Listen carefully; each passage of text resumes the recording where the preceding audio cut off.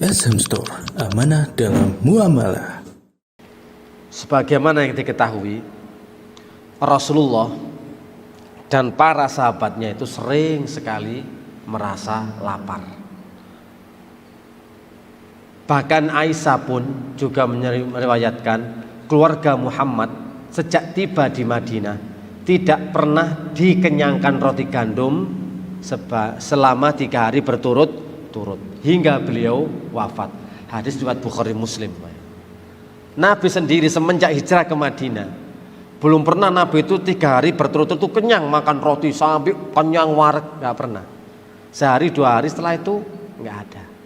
Makanya kalau kita lihat kehidupannya Rasulullah SAW, kenapa sering sekali kita dengar Aisyah, ada makanan kah di rumah? Nggak ada Rasulullah mboten wonten. Oke, kalau gitu aku puasa. Simple sekali toh. Ketika ada tamu, ya Rasulullah, ana rajulun majhudun.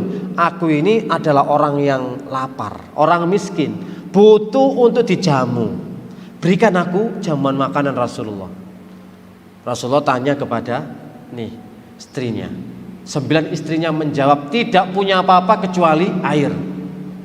Bayangkan, seorang Rasulullah memiliki banyak istri, ketika ditanya makanan, gak ada yang punya makanan.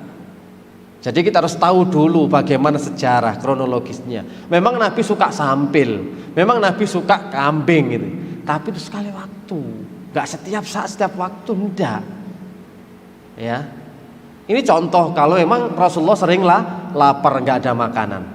Di saat pula diriwayatkan oleh hadis riwayat Muslim, ketika ada seorang ibu dengan membawa 2 anaknya, kemudian mengetuk pintu rumah Aisyah, mereka pingin makanan, maka Aisyah pun masuk ke dalam rumah, tidaklah didapatkan makanan kecuali hanya ada 3 kurma.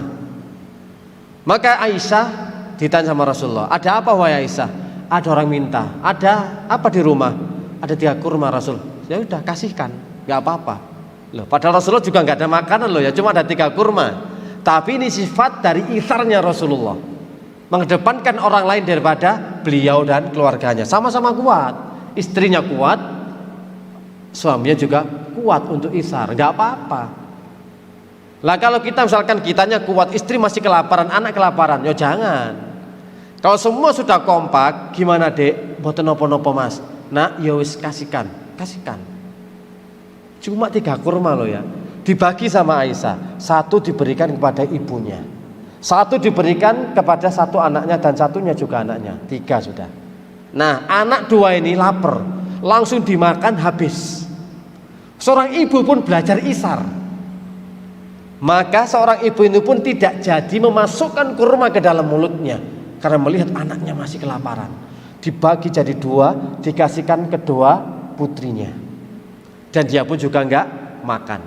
Tuh, bayangkan, isar dibalas dengan isar. Melihat Nabi berbuat isar, melihat Aisyah berbuat isar, maka seorang wanita ini pun juga berbuat isar kepada anak-anaknya. Masya Allah.